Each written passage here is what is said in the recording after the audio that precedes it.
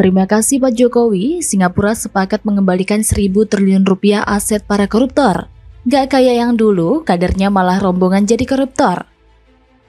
KPK sangat mengapresiasi kemajuan proses perjanjian ekstradisi yang telah ditandatangani hari ini. Karena sesungguhnya perjanjian ekstradisi ini sudah kita upayakan oleh bangsa Indonesia sejak tahun 98. Baru 2022 ini berhasil mencapai suatu kesepakatan. Ini merupakan titik maju ya. Dalam kaitan ini pemerintah terus mendorong segera ditetapkannya undang-undang perampasan aset tindak pidana agar penegakan hukum yang berkeadilan dapat terwujud secara profesional, transparan, dan akuntabel, dan juga sudah memiliki beberapa kerjasama internasional untuk pengembalian aset tindak pidana. Treaty on Mutual Legal Assistance sudah kita sepakati dengan Swiss dan Rusia. Mereka siap membantu penelusuran, membantu pembekuan, membantu penyitaan, dan perampasan aset.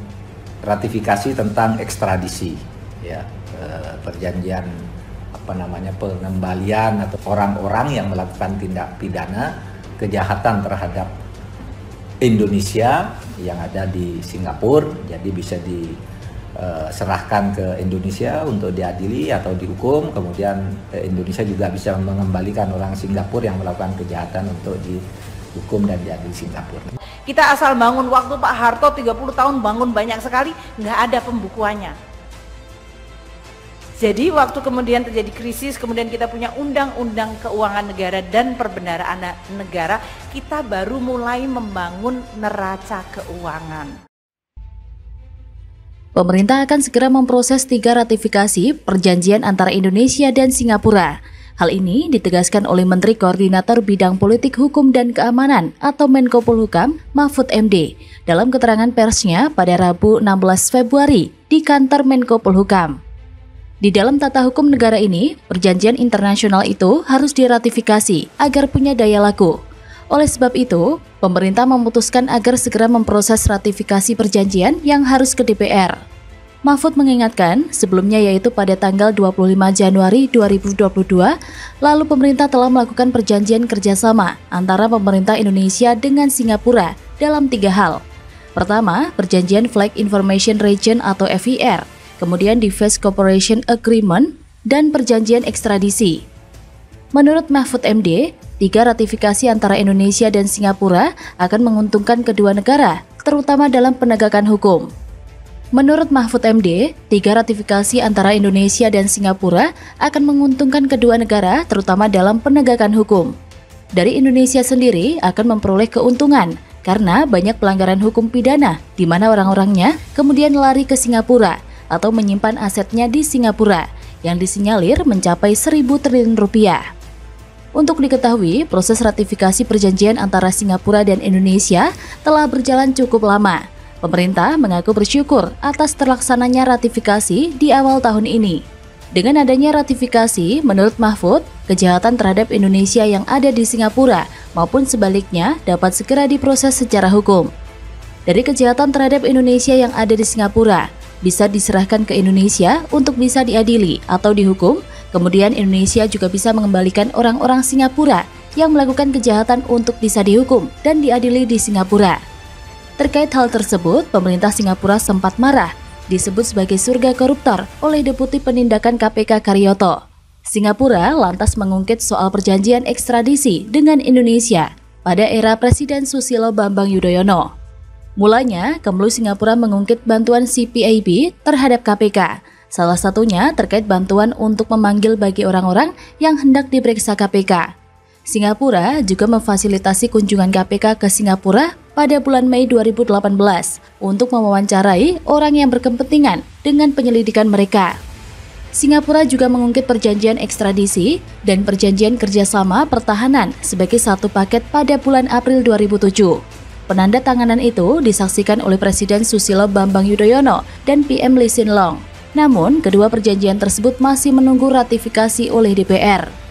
Di sisi lain, anggota Komisi 3 DPR, Habibur Rahman, meminta pemerintah segera menangkap koruptor yang bersembunyi di Singapura Itu menyusul hadirnya perjanjian ekstradisi Indonesia dan Singapura.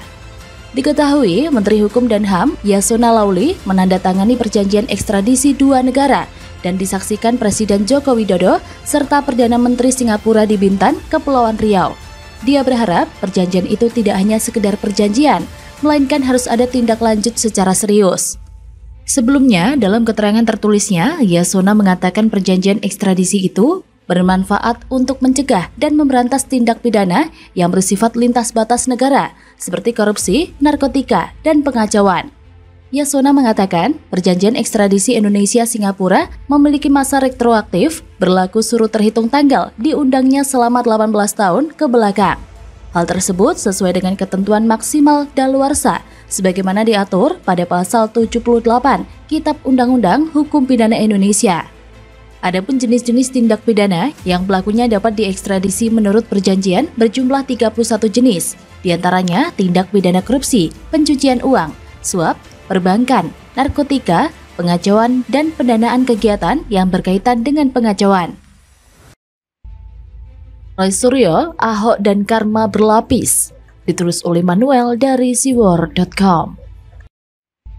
Banyak sekali orang yang berpendapat bahwa yang namanya karma ini selalu dibayar tunai 100%, karena apa yang engkau tuai, itulah yang engkau tabur. Jika menuai dengan sepenuh hati, maka kita akan menabur kegembiraan sepenuh hati. Demikian juga kalau menabur kebencian. Prinsipnya dianggap 1:1. Ini adalah pemikiran yang lumrah sekali, dan saya juga percaya akan hal itu. Akan tetapi, melihat dari perkembangan waktu sampai sekarang, kok saya melihat karma bekerja justru dengan unik dan bukan 1:1. Melainkan, seringkali saya melihat karma itu menjadi lebih besar diambil buahnya oleh orang-orang yang menanamnya sebelum-sebelumnya.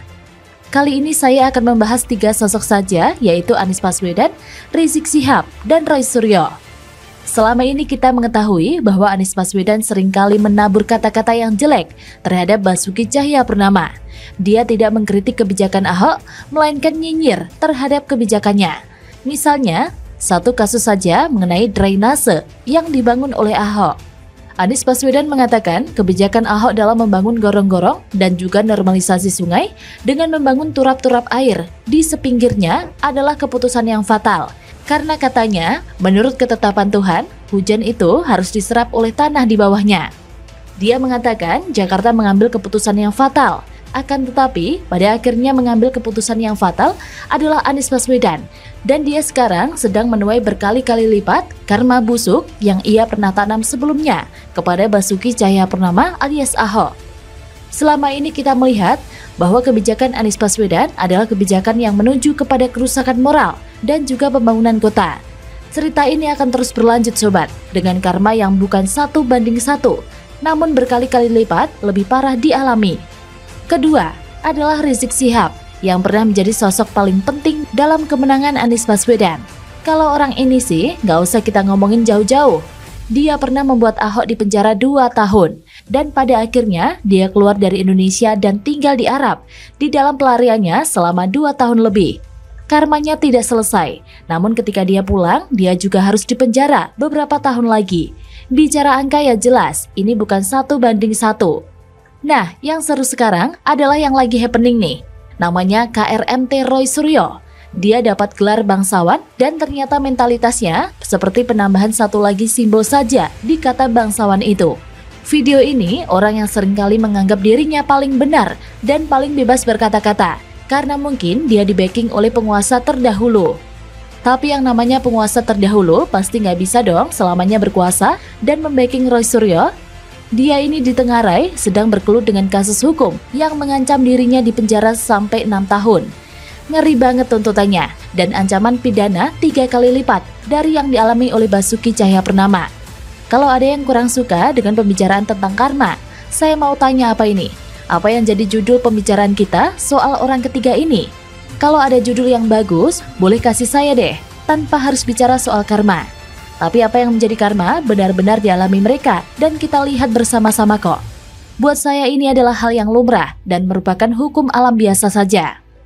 Kita saja pakai bunga waktu mau bayar cicilan. Saya nggak lagi ngomongin riba, tapi saya lagi ngomongin kenaikan bunga.